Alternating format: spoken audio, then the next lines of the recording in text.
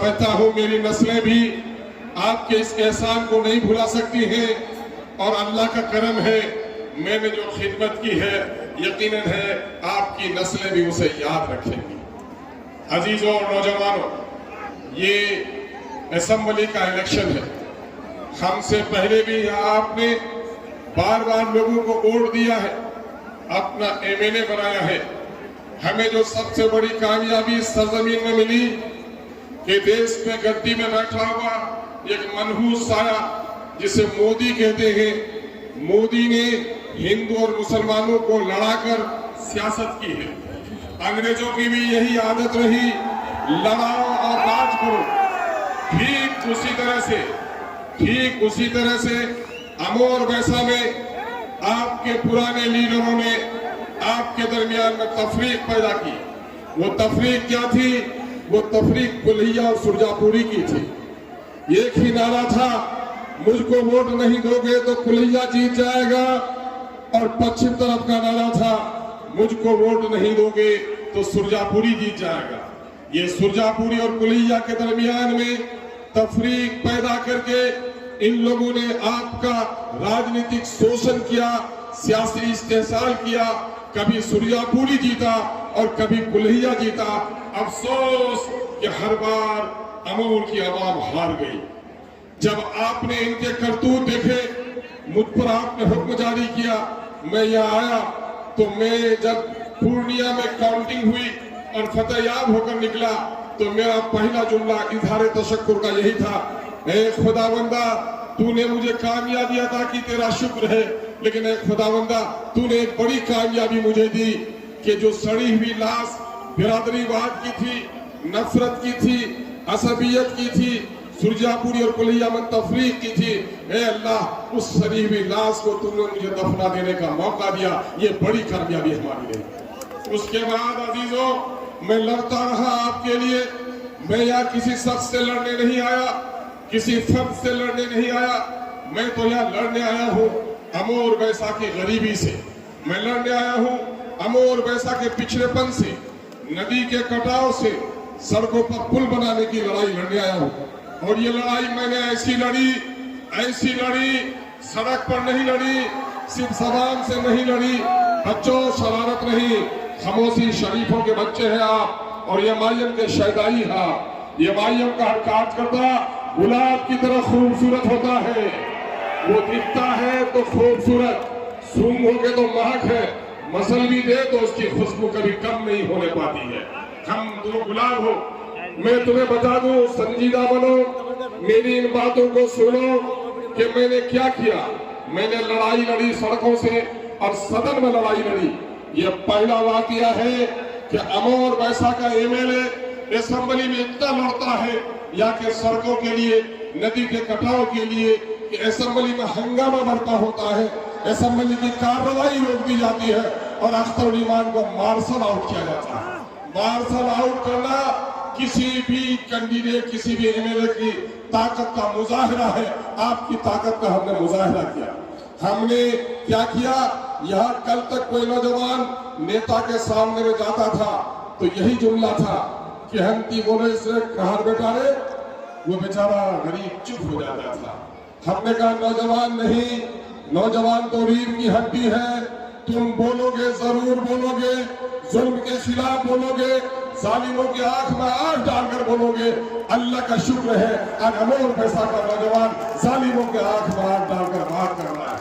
मैंने कल भी कहा था कि चौधरियों ने तुम्हें गुलाम बना रखा है, तुम्हारी माँ ने तुम्हें आजाद चला, लेकिन गांव के कुछ चौधरी जो गरीबों के बच्चों के बदन पर अच्छे कपड़े देखकर जिनके बदन में नोचनी होती है, जो ये चाहता था कि सिर्फ एमएलए आए तो मेरे दरवाजे पर हाजिरी दे, किसी गरीब के दरवाजे पर नहीं जाए, ऐसे लोगों को बड़ी बेचैनी हुई।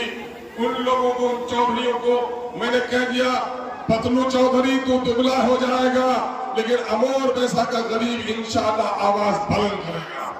आज गरीबों को हिम्मत मिली है, मजदूरों को हौसला मिला है।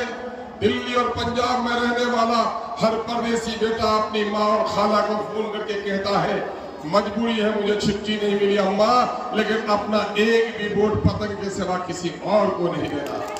परदेसी नौजवान एहसान है MIM पर, समाजी तब्दीली आई है। समाजी तब्दीली तो अपनी जगह पर, कल तक का MLA ये कहता था पुल बनाओगे, सरकार के पास पैसा नहीं है। कोई कहता था कि नहीं महानंदा में पुल बनना है, कहता बंगाल से डाकू आ जाएगा। हमारे लोगों को किस तरह गुमराह किया गया। अख्तरुल ईमान ने कहा कि डाकू ही पुल बनाने से नहीं आता है, पुलिस के पुल बनने से पुलिस भी आती है, पुल बनने से तरक्की भी आती है। और अल्हम्दुलिल्लाह आज दर्जनों पुल बनाकर हमने पैसा की दूरियों को, अमौर की दूरियों को समेट कर रख दिया। खारी और रसेली का वो पुल जो पिछले 10 सालों से लटक रहा था, हम अपने मोहसिन कायद जनाबे बेरी सर रसदुद्दीन ओवैसी साहब का शुक्रगुजार है कि उस तेज तपिश वाली धूप और रेत की आंधी में खारी पुल में जब वो आए थे, तो आप देहात में कहते हैं, उर्दू में उसे बहुला कहते हैं, तो देहात में गुड़ियाली कहते हैं। आप रेत की गुड़ियाली में गुम हो गए थे, लेकिन अल्हम्दुलिल्लाह आप रसेली भी आए, खारी भी आए, खरखड़ी भी आए। जहां जहां आपके कदर मुबारक पड़े, अल्लाह का शुक्र उन तीनों मुकामात पर आज पुल बन रहे हैं। मेरे भाइयों, ये आज खारी हाट से 9 किलोमीटर की दूरी पर अमौर 36 किलोमीटर पर जाते थे। इंशाअल्लाह अगले साल पर 9 किलोमीटर में जाओगे। रसेली का पुल बन गया। अब रौटा से पूर्णिया की दूरी 20 किलोमीटर समेट गई है। नंदनिया का पुल बनने जा रहा है। अब इस इलाके के लोगों को रौटा जाने में 8 किलोमीटर की कमी हो जाएगी। और मैं दावे के साथ कह सकता हूं कि आजादी की किरणों ने भी वो तब्दीली पैदा नहीं की है जो महानंदा का अभयपुर का पुल पैदा कर देगा इंशाअल्लाह। आज इन चारों जिले में लोग कहते हैं बोलने से क्या होता है। मैंने कहा था गोंगो, बोलने से अब्बा जान का निकाह भी होता है और तलाक भी होती है। जब अख्तरुल ईमान बोलता है तो असेंबली में कानून बनता है।